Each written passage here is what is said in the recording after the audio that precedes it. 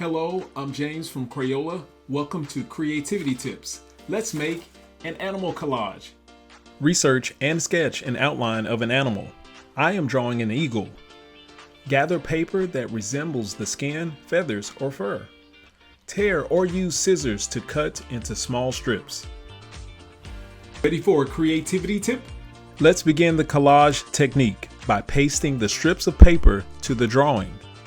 Overlap the strips using light and dark colors to create dimension and texture.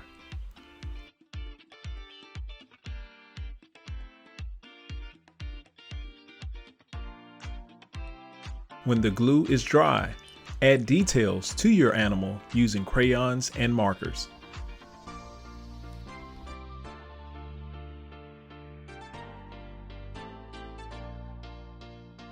Parents and teachers, subscribe to Crayola Learning YouTube channel and follow on social media for more colorful, creative content.